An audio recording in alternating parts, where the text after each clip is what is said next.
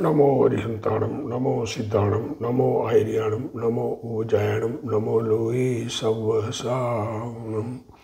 मंगलम भगवान वीरो मंगलम गौतमो गणी मंगलम कुंद कुंदार्यो जैन धर्मोस्तु मंगलम सर्वमंगल मांगल्यम सर्वकल्याणकारकम प्रधानम सर्वधर्माणम जैनम जयतु शासनम।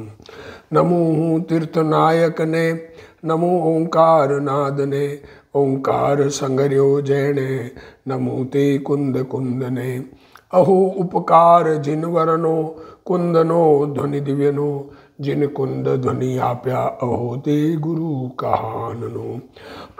मंगलमय मंगल करण वीतराग विज्ञान नमोता ही जाते भय अरहंतादि महान करि मंगल करियो महा ग्रंथ करण के काज जाते मिले समाज सब पावे निज पद राज।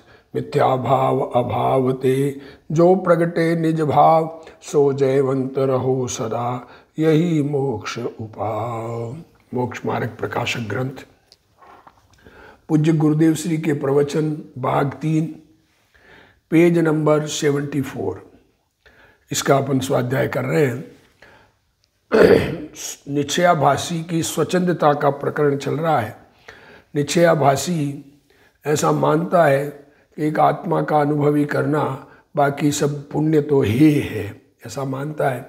और पुण्य को हे मानकर पुण्य का राग भाव जो धार्मिक कार्यों का तो निषेध करता है और जो राग भाव सांसारिक है उसमें लगा रहता है।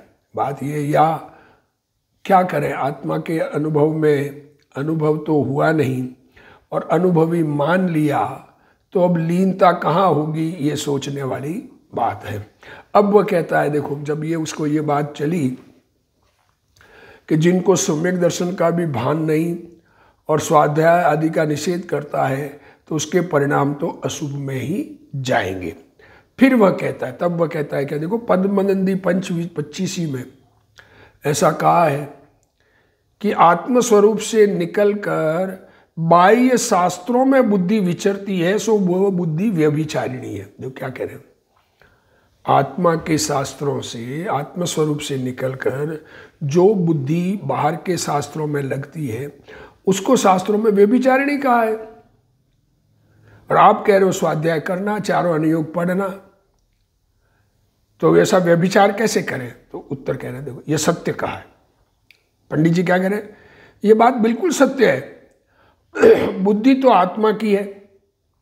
बुद्धि किसकी है? आत्मा की है।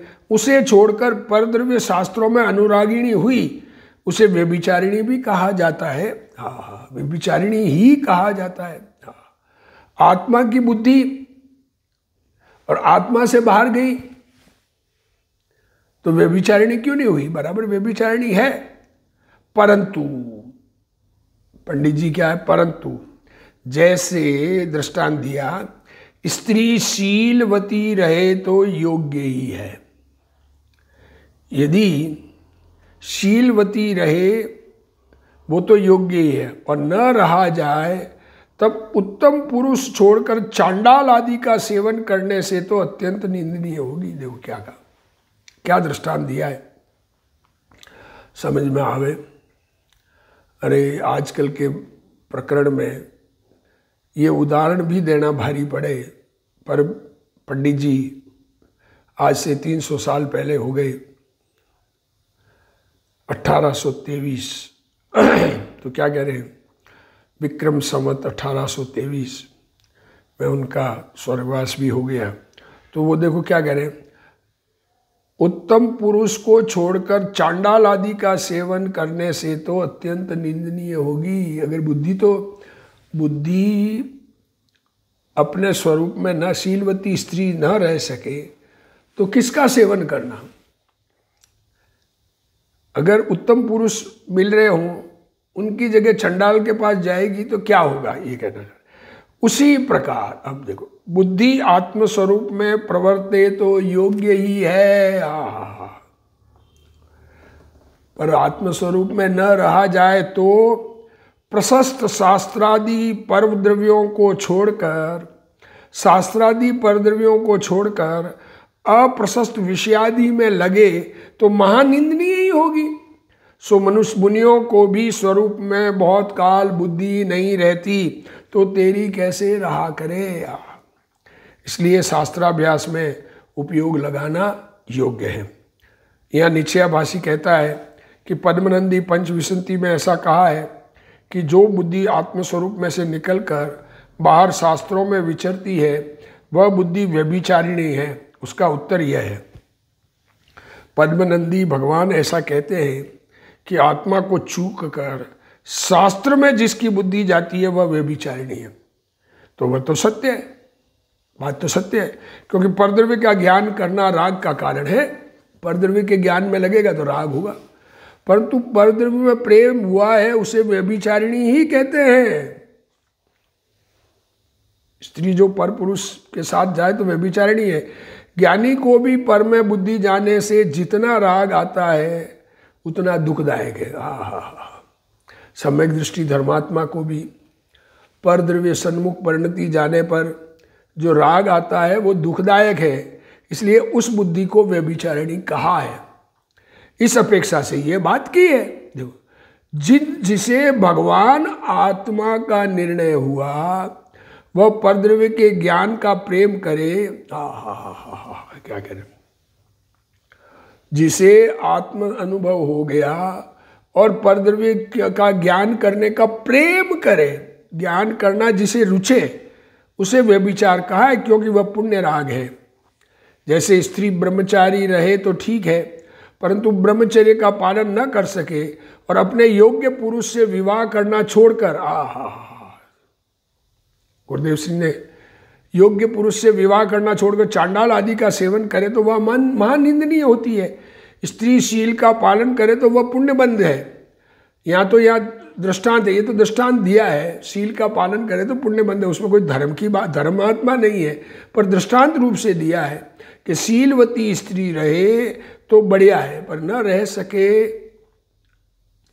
तो ब्रह्मचर्य से न रह सके तो शादी उच्च कुल के, अपने कुल के अनुकूल व्यक्ति से शादी करके रहे, परंतु चांडाल आदि के सेवन करे तो महानिंदनीय है।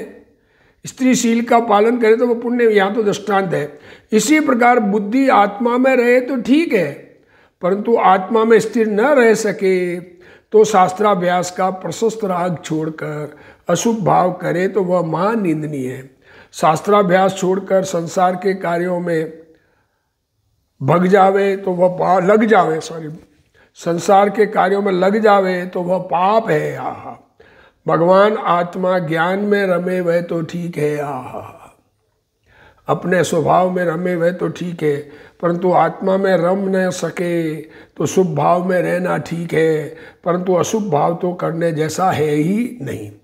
यहाँ आत्मदृष्टि हुई है, उसकी अपेक्षा से शुभ भाव ठीक है, ऐसा व्यवहार से कहा है। देखो आत्मदृष्टि जिसको आत्मा का अनुभव है उसके लिए कहा है। अशुभ भाव करके संसार आदि में लगा रहे और शास्त्र के अभ्यास को छोड़ दे तो वह महानिंदनीय है। यहाँ अशुभ भाव नहीं करना और शुभ भाव करने योग्य ऐसा कहा है।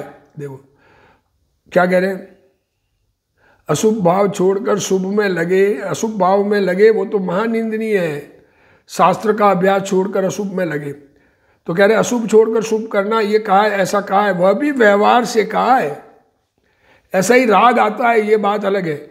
वास्तव में निश्चय से तो अशुभ के काल में अशुभ और शुभ के काल में शुभ होता ही है, ऐसा ज्ञानी जानता है। देखो ज्ञानी को भी अरे शुभ भाव तो क्या, अशुभ भाव भी आते हैं। जब सीता का हरण हुआ तो रावण से लड़ने का भाव भी रामचंद्र जी को आया ही। ज्ञानी धर्मात्मा थे। लक्ष्मण का शरीर छूटकर नया जन्म हो गया, शरीर बदल गया, तो रामचंद्र जी को ऐसा राग आया ही, उस शरीर को लेके घूमे। पर वो तो आने वाला था, आया। पर ये दोनों की तुलना करें तो अशुभ छूटकर शुभ में लगना उचित। पर अशुभ की जिसको रुचि है, शुभ की शुभ हे लगता है और अशुभ जो रुचिवंत लगता है जिसको, तथापि साधक दशा में कैसा विकल्प होता है उसका यहाँ ज्ञान कराया है। इसमें कहा है कि जब शुभ भाव आता है तब शास्त्राभ्यास में बुद्धि लगाना योग्य है, क्योंकि मुनियों के भी स्वरूप में बहुत काल स्थिरता नहीं रहती। गणधर देव भी भगवान की दिव्य ध्वनि को सुनते हैं। आह, जो 4 ज्ञान के धारी 11 अंग 14 पूर्व के ज्ञाता है, जिन्होंने द्वादशांग की रचना की है, उन्हें भी अंतर स्थिरता नहीं होने के काल में भगवान की वाणी सुनने का विकल्प होता है। इसलिए शास्त्र अभ्यास में बुद्धि लगाना योग्य है। अब दूसरी बात, एक बात ये तो हो गया।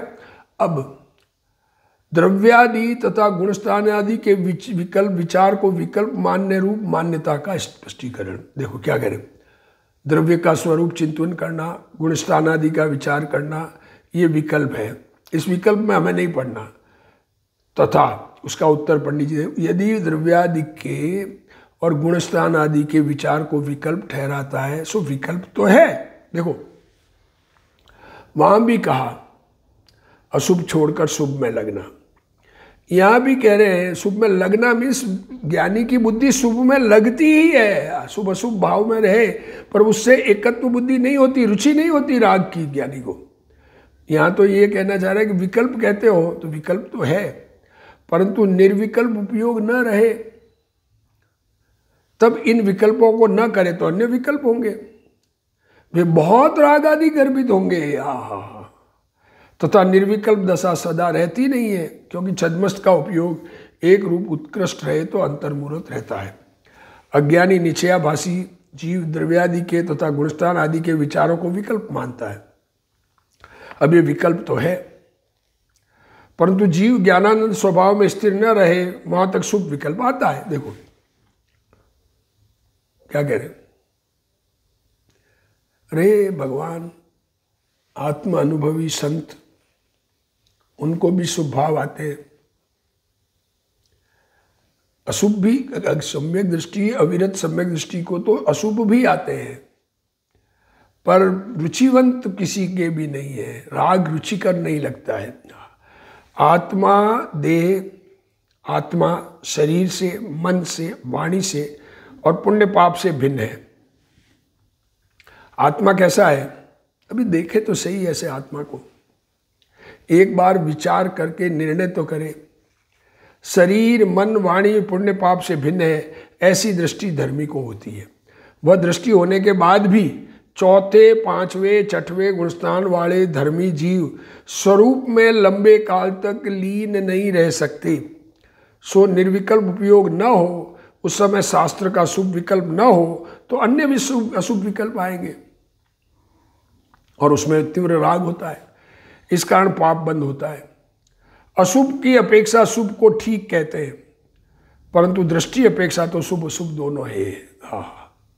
देखो अंदर में शुभ और अशुभ करने लायक नहीं लगते हैं, पर अब शुभ और अशुभ दोनों में से राग आता ही है, तो शुभ को ठीक और अशुभ को अठीक कहते हैं। वास्तव में तो दोनों ही है, तथा शुभ अशुभ का क्रम नहीं पलटता, यह तो ठीक है, परंतु धर्मी को भूमिका अनुसार शुभ राग आता है, उसका ज्ञान कराते हैं। उसका ज्ञान कराते हैं कौन सी भूमिका में कौन सा शुभ राग आता है। संकीर्ति को आत्मा का ज्ञान होने के पश्चात शुद्ध उपयोग सदा नहीं रहता। आत्मा समझ में आ गया, एक बार उपयोग आत्मा सन्मुख हुआ, विकल्पों से पार चैतन्य भगवान अनुभव में आया, तो अब उपयोग उसी में रहे कंटिन्यू, ये संभव नहीं है। भावलिंगी मुनि को भी छठवें गुणस्थान में राग आता है, यद्यपि उनको ऐसा भान वर्तता है कि राग बंध का कारण है, तथापि शुद्ध स्वरूप में नहीं ठहर सके। वहाँ तक शास्त्र विचार का विकल्प आता है। अज्ञानी कहता है ऐसा विकल्प उठाना व्यर्थ है, अतः वो मूढ़ है। देखो अज्ञानी विकल्प उठाने को भूल कहता है, गलत कहता है, वो मूढ़ है। छद्मस्त को निर्विकल्प दशा निरंतर नहीं रहती, कंटिन्यू निर्विकल्प नहीं रह सकता। उसका उपयोग एक रूप रहे तो उत्कृष्ट अंतर्मुहूर्त रहता है, इससे उस विशेष नहीं रहता। यदि इससे विशेष रहे तो वीतराग होकर केवल ज्ञान प्राप्त कर ले। तो यहाँ साधक जीव को शुभ भाव आता है, उसका ज्ञान कराते हैं। शुभ राग आता है, उसे जानना व्यवहार है। कितने ही लोग कहते हैं व्यवहार और निमित्त से लाभ मानो, तो तो व्यवहार और निमित्त को माना कहलाए। देखो, परंतु ये बात ठीक नहीं है। पर से शुभ भाव नहीं होता, बाहर के पदार्थों से शुभ भाव नहीं होता। मंदिर निमित्त होने पर भी कितने ही लोग मंदिर में चोरी करते हैं। आहा, क्या कहें, मंदिर शुभ भाव का निमित्त है, पर मंदिर में चोरी करने वाला नहीं पहुंचते। इसलिए जो शुभ भाव करते हैं उसको मंदिर निमित्त कहलाता है। आहा, ये दृष्टांत कैसा बढ़िया दृष्टांत दिया गुरुदेव श्री ने, खुलासा किया है कि मंदिर निमित्त है शुभ भाव का, तो वहाँ चोरी का भाव आता है कि नहीं आता लोगों को? तो निमित्त कहाँ हुआ? जो शुभ भाव करे उसके लिए निमित्त है। निमित्त से शुभ भाव नहीं होता और शुभ भाव से धर्म नहीं होता। दोनों बातें ख्याल में लेना। धर्म तो आत्मा से, आत्मा के आश्रय से होता है, ऐसा मानना निश्चय है, और अपूर्ण दशा में आने वाले शुभ भाव को जानना व्यवहार है। तथा तू कहेगा कि मैं आत्मस्वरूप ही का चिंतन अनेक प्रकार किया करूंगा। क्या कहते हैं? आत्मा का ही चिंतन करेंगे हम, तो आत्मा का ही ध्यान करेंगे। सो सामान्य चिंतन में तो अनेक प्रकार बनते नहीं है, और विशेष करेगा तो द्रव्य गुण पर्याय, गुणस्थान मार्गणा, शुद्ध अशुद्ध अवस्था इत्यादि विचार होगा। देखो क्या कह रहे हैं, आत्मा शुद्ध बुद्ध, बस ये बात कितनी देर चलेगी? आखिर में किस पर आएगा? कितने आत्मा में गुण हैं, कैसा द्रव्य है, कैसी उनकी अवस्थाएं हैं, कहाँ कहाँ जीव जन्म लेता है, शुद्ध अशुद्ध अवस्था कैसी होती है। और सुन, देखो बहुत बढ़िया पंडित जी कह रहे हैं, केवल आत्मज्ञान ही से तो मोक्ष मार्ग होता नहीं है। लो, अरे आत्मज्ञान से मोक्ष मार्ग होता है वो बात अलग है, केवल आत्मज्ञान ही से तो मोक्ष मार्ग होता नहीं। 7 तत्वों का श्रद्धान ज्ञान होने पर जीव अजीव आश्रव बंध संवरण निद्रा मोक्ष, इनका सच्चा ज्ञान, इनकी सच्ची श्रद्धा होने पर तथा राग आदि दूर करने कर मोक्ष मार्ग होगा, करने पर मोक्ष मार्ग होगा। सो 7 तत्वों के विशेष जानने को, अब 7 तत्व कहे तो 7 तत्व के विशेष क्या है? जीव अजीव के विशेष, जीव अजीव आश्रव बंध संवरण निद्रा मोक्ष है ना 7 तत्व। तो जीव और अजीव के विशेष तथा कर्म के आश्रव बंध आदि के विशेष, कर्म का आना कैसे, बंधन कौन किस प्रकार का होता है, अवश्य जानने योग्य, जिनसे सम्यक दर्शन ज्ञान की प्राप्ति हो। और वहां पश्चात राग आदि दूर करना। अरे परिणामों में तो राग आदि रखने का भाव ही नहीं है। और सो जो राग आदि बढ़ाने के कारण है उन्हें छोड़कर जो राग आदि के हटाने के कारण हो वहां उपयोग को लगाना। सो द्रव्यादि और गुणस्थान आदि के विचार राग आदि घटाने के कारण है। द्रव्य गुण पर्याय का विचार करेंगे तो बाकी राग नहीं आएगा। दुनियादारी के राग में तीव्र कषाय है, इनमें कोई राग आदि का निमित्त नहीं है। इसलिए सम्यक दृष्टि के होने के पश्चात भी यहाँ ही उपयोग लगाना। यहाँ निश्चयाभासी कहता है कि मैं आत्मस्वरूप का ही चिंतन अनेक प्रकार से किया करूँगा। उससे कहते हैं कि सामान्य में अनेक प्रकार का चिंतन बनता नहीं है। आत्मा ध्रुव रूप चैतन्य भगवान, उसमें अनेक प्रकार क्या बनेंगे? राग रहित स्वभाव एक ही प्रकार है तथा विशेष विचार करें तो आत्मा अनंत गुणों का पिंड है, वर्तमान पर्याय है, मार्गणा स्थान, गुणस्थान आदि शुद्ध शुद्ध पर्यायों का विचार आएगा। ऐसा शुभ राग आवे उसे व्यवहार जानना व्यवहार है, वह आता ही नहीं, ऐसा माने तो मिथ्या दृष्टि है। और उस शुभ राग से धर्म होना माने तो भी मिथ्या दृष्टि। दोनों बातें, शुभ भाव आता ही नहीं ये माने तो मिथ्या दृष्टि, और शुभ भाव करने से धर्म हो जाएगा ये माने तो भी मिथ्या दृष्टि। राग रहित आत्मा की श्रद्धा और लीनता धर्म है, ज्ञायक स्वभाव के आश्रय से धर्म है। आत्मा शरीर आदि की क्रिया और राग को जानने वाला है, उसकी रुचि करना धर्म है। आत्मा शरीर आदि की क्रिया को, शरीर में जो परिणमन हो रहा है, ये आवाज़ आदि निकल रही है, बातें हो रही है, हाथ हिल रहे हैं, ये सब इनको, और जो बोलने का भाव आदि है उसको जानने वाला है, उसकी रुचि करना धर्म है। जो शुभ राग आता है उसे पुण्य समझना। तथा केवल आत्मज्ञान से ही मोक्ष मार्ग नहीं होता, परंतु 7 तत्वों का सर्वदान ज्ञान होने पर तथा राग आदि दूर होने पर मोक्ष मार्ग होगा। मोक्ष मार्ग तो 7 तत्व की श्रद्धा बिना मोक्ष मार्ग नहीं होगा, और राग आदि मिटे बिना मोक्ष मार्ग नहीं होगा। जीव अजीव आश्रव बंध संवरण और मोक्ष, ये 7 तत्व पृथक पृथक है, ऐसा जानना चाहिए। मैं शुद्ध चिदानंद हूं, यह जीव है। शुद्ध बुद्ध चैतन्य घन स्वयं ज्योति सुख धाम, बीजू कहिए कैटलूं कर विचार तो पाम। इसका विचार करें। दूसरा, अब कर्म, शरीर कर्म आदि अजीव है, वो मुझसे जुदे है। दया दान आदि तथा हिंसा झूठ आदि आश्रव भाव है। दया दान के परिणाम, हिंसा झूठ के परिणाम, ये आश्रव भाव है। उनमें अटकना बंद है, वो अच्छे लगना, करते हुए लाभ मानना। आत्मा के भान द्वारा संवर है। आत्मा की समझ, ऐसा जो चैतन्य स्वरूप शुद्ध बुद्ध चैतन्य घन कहा, उसका विचार करके उसमें लीनता करना, वो संवर है। आत्मा में विशेष स्थिरता द्वारा, उसमें विशेष स्थिरता होना शुद्धि की वृद्धि रूप निर्जरा होती है, और संपूर्ण शुद्धि वह मोक्ष है। यदि कर्म के कारण आश्रव माने, कर्मों के कारण आश्रव माने, तो अजीव और आश्रव एक हो जाएंगे। कर्म तो अजीव है और आश्रव विकार है। अगर कर्म के कारण आश्रव होता है ऐसा माने तो दोनों एक हो जाए। शरीर का हिलना चलना आदि अजीव की पर्याय है, वह आत्मा की पर्याय नहीं है। जिसने आत्मा से शरीर का चलना माना, उसने आत्मा और शरीर को भिन्न नहीं माना। पुण्य पाप के भाव आश्रव है, उनमें अटक जाना बंद है, वह स्वतंत्र है। क्या कहें, एक एक कण कण की स्वतंत्रता का उद्घोष जिनवाणी में है। ऐसा न समझे और ऐसा माने कि हमारे करने से कुछ होता है। पर राग कैसा आता है उसका ज्ञान आवश्यक है, ये बात यहाँ कह रहे हैं।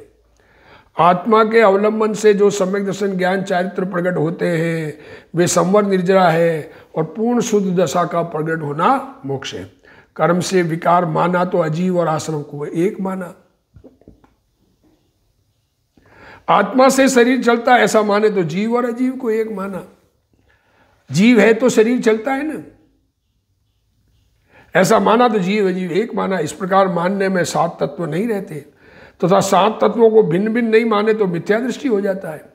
शरीर की क्रिया अजीव की है, इच्छा आश्रव है, जीव तत्व ज्ञाता दृष्टा है। इस प्रकार 7 तत्व भिन्न भिन्न है।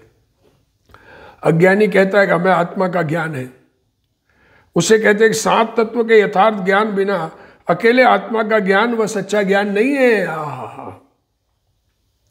7 तत्व के सच्चे ज्ञान बिना अकेले आत्मा का ज्ञान वह सच्चा ज्ञान नहीं है। अतः जीवादि 7 तत्व जैसे हैं वैसे मानना चाहिए। व्यवहार रत्नत्रय से निश्चय रत्नत्रय माने तो आश्रव और संवर एक हो जाता है। 7 तत्व नहीं रहते, 7 तत्वों का ठिकाना नहीं, और आत्मज्ञान माने तो वह झूठा है। व्यवहार से धर्म माने वह भी झूठा है। 7 तत्वों की श्रद्धा और ज्ञान बिना राग आदि का त्याग होकर चारित्र नहीं होता। यहाँ निश्चयाभासी से कहते हैं कि पहले 7 तत्वों की स्वतंत्र श्रद्धा और ज्ञान करना चाहिए। क्या कह रहे हैं? निश्चयाभासी कहते हैं कि पहले 7 तत्वों की स्वतंत्र श्रद्धा और ज्ञान करना चाहिए, तत्पश्चात स्वभाव के आश्रय से वीतरागता होती है। निश्चयाभासी से कहते हैं, निश्चयाभासी को कहते हैं कि तुम्हें आत्मा का अनुभव हुआ मानते हो तो 7 तत्व की स्वतंत्र श्रद्धा ज्ञान है कि नहीं, और तत्पश्चात उसके स्वभाव के आश्रय से वीतरागता हुई कि नहीं हुई। 7 तत्वों का श्रद्धान ज्ञान व सम्यक दर्शन ज्ञान है, और रागादि का दूर होना चारित्र दशा है। यह सम्यक दर्शन ज्ञान चारित्र मोक्ष मार्ग है। मुनि को 28 मूल गुणों का पालन होता है। वह आश्रव तत्व है, वह चारित्र नहीं है। ज्ञायक स्वभाव में एकाग्रता होने पर आश्रव बंधहीन हो जाते हैं। आहा, और स्थिरता होती है, वह चारित्र है। मैं जानन स्वभाव, ज्ञान का पुतला भगवान, वो उसमें एकाग्र हो तो आश्रव बंध कमजोर होते हैं, स्थिरता आत्मस्थिरता होती है, वह चारित्र है। अब 7 तत्वों के विशेष जानने के लिए, 7 तत्व जानना है तो विशेष जानना, जीव अजीव के विशेष जानना। पुण्य पाप परिणाम भाव आश्रव है, और जड़ कर्म स्वतंत्र रूप से आना द्रव्य आश्रव है। जीव विकारी परिणाम में अटकता है, वह भाव बंध है, और कर्म बनते हैं, वह द्रव्य बंध है। ये स्वतंत्र परिणाम है ना सबका, एक के कारण दूसरे का नहीं, ये समझना। जहां भाव आश्रव होता है वहां द्रव्य आश्रव होता है, ऐसा कहा, पर उसके कारण उसका होता है ऐसा नहीं। दोनों एक दूसरे के कारण है, ऐसा कहना निमित्त का कथन है। कर्म का आना स्वतंत्र है और परिणाम का होना स्वतंत्र है, कोई किसी के कारण नहीं है। जीव की पर्याय में जो परिणाम होता है वह भाव आश्रव है, उतने प्रमाण में कर्म आना होता है। इतना निमित्त नैमित्तिक संबंध बताने के लिए भाव आश्रव के कारण द्रव्य आश्रव होता है। हाँ, ऐसा कहते हैं, परंतु एक के कारण दूसरा नहीं होता। कर्म की पर्याय नैमित्तिक स्वतंत्र होती है तो भाव आश्रव को निमित्त कहा जाता है। इसी प्रकार जीव स्वयं विकार करता है तो कर्म के उदय को निमित्त कहा है, कहते हैं। अशुभ निमित्तों से उपयोग हटाकर द्रव्य गुण पर्याय का विचार करना। मैं त्रिकाली द्रव्य हूँ, गुण भी त्रिकाल है, तथा गुणस्थान आदि का विचार करना राग घटाने का निमित्त है, क्योंकि इसमें कोई राग आदि का निमित्त नहीं है। यहाँ राग के क्रम को बदलना नहीं है, राग आना है वो आएगा, उसके क्रम को नहीं बदलना है। जिस समय जो राग आना है वह आएगा। राग घटाने का उपाय आत्मा का अवलंबन ही है। आहा, ये तो निश्चयाभासी जो आत्मा का अनुभव जिसे नहीं है और अपने को अनुभवी मान लेता है, तो उसको राग का क्रम नहीं मालूम है, इसलिए ये बात की है। परंतु उपदेश कथन में ऐसा आता है कि अशुभ राग घटाकर शुभ राग में रहना, गुणस्थान आदि का विचार करना, अतः सम्यक दृष्टि होने के बाद भी वहाँ ही उपयोग लगाना। फिर वह कहता है राग आदि मिटाने के कारण हो उनमें तो उपयोग लगाना, राग मिटाने का, परंतु त्रिलोकवर्ती जीवों की गति आदि का विचार करना, 3 लोक में कौन सी गति में जीव कब जाता है उसका विचार करना, कर्म के बंध उदय सत्ता आदि के बहुत विशेष जानना। कर्म में ये बंध है, ये उदय है, ये सत्ता है, कितने काल बंद रहता है, कितने काल सत्ता रहता है, अस्तित्व रहता है कर्मों का, अबाधा काल कितना है, उदय कैसा होता है, ये सब जानना, उदीर्णा किसे कहते हैं ये सब जानना, तथा त्रिलोक के आकार, 3 लोक के आकार प्रमाण आदि जानना इत्यादि विचार क्या कार्यकारी, उससे क्या लाभ है। इनके भी विचार करने से राग आदि बढ़ते नहीं, उत्तर दे रहे पंडित जी, क्योंकि वे गे इसको इष्ट अनिष्ट नहीं है। देखो अब इनका विचार करने से राग बढ़ेगा कैसे। अभी कहा कि 3 लोक का आकार देखा, फिर जम्बू द्वीप 1 लाख योजन व्यास वाला, तो अब उसमें क्या राग होगा, क्या करेंगे, वहां जाना जा थोड़ी सकते हैं, ज्ञान का विषय है, इसलिए वर्तमान राग आदि के कारण नहीं है। तथा इनको विशेष जानने से तत्व ज्ञान निर्मल, विशेष जानने से ये मालूम पड़ेगा ना कि ऐसे ऐसे जगह है जहाँ जन्म मरण होता है, इसलिए आगामी राग आदि घटाने को ही कारण है, इसलिए कार्यकारी है। जो राग आदि घटाने के कारण है उनमें तो उपयोग लगाना ठीक है, परंतु त्रिलोकवर्ती जीवों की गति आदि का विचार करना क्या कार्यकारी है। ऐसे विचार से भी राग बढ़ता है, बढ़ता नहीं है, सॉरी गलत पड़ा, ऐसे विचार से भी राग बढ़ता नहीं है। आत्मा ज्ञायक है, आत्मा ज्ञान का पुतला चैतन्य भगवान है, लोक कर्म आदि ज्ञान के गेय है, जानने के विषय है, जगत के पदार्थ इष्ट अनिष्ट नहीं, ये समझ में आएगा ना, परंतु वे गेय है और आत्मा ज्ञान स्वरूप प्रमाण है। पदार्थों में इष्ट अनिष्ट बना मानने वाला मिथ्या दृष्टि है। त्रिलोक के विचार में इष्ट अनिष्ट बना नहीं है, 3 लोक का विचार करते इष्ट अनिष्ट बना नहीं है, बताया ना, जम्बू द्वीप है, डाई द्वीप है, जो भी उसमें इष्ट अनिष्ट बना क्या है, ज़्यादा से ज़्यादा विचार आए तो अगले जन्म का आएगा, अगले जन्म में कहाँ जन्म लूँगा, इसलिए गेय वर्तमान राग का कारण नहीं है, इसलिए गेय का विचार वर्तमान राग आदि का कारण नहीं है, बल्कि लोक आदि का अभ्यास और विचार करने से ज्ञान निर्मल होता है, वह वर्तमान राग आदि घटाने का कारण है और आगामी राग घटाने का कारण है। वर्तमान में शुभ राग उठा है, वह राग घटाने का वास्तविक कारण नहीं है। शुभ राग हुआ, शुभ भाव से कोई राग नहीं घटते हैं। राग तो आत्मस्वरूप में लीनता से घटते हैं और ऐसा विचार करने से नहीं घटते हैं, पर ऐसा विचार वाले के राग कम होता है। वस्तुतः तो शुद्ध आत्मा के आश्रय से ही राग घटता है, परंतु शुभ राग आता है, अशुभ घटता है। इसलिए शुभ राग को राग घटाने का कारण कहा है। शुभ राग देखो, अशुभ से नाश होकर शुभ होता है और शुभ से शुद्धता की प्राप्ति होती है, इसलिए शुभ को शुद्धता प्राप्ति का कारण कहा गया है, पर वास्तव में कारण नहीं है। शुभ से वापस अशुभ में चला जाए उसका कोई माप नहीं है। अतः वह इसलिए ये शुभ भाव में रहते हुए शुद्धता प्रकट करने के चांस है, इसलिए उसको कार्यकारी कहा है। इसलिए जिनवाणी, सारी जिनवाणी, सब जिनवाणी अभ्यास के योग्य है, ऐसा विचार कर जिनवाणी का अभ्यास करना। इसी भाव के साथ आज का स्वाध्याय पूर्ण करते हैं। जिनवाणी स्तुति। हे जिनवाणी भारती तोई जपू दिन रैन, जो तेरा शरणा गए सो पावे सुख चैन। जा वाणी के ज्ञान ते सूझे लोकालोक, सो वाणी मस्तक नमो सदा दे तू ढोक। जिनवाणी मात की जय।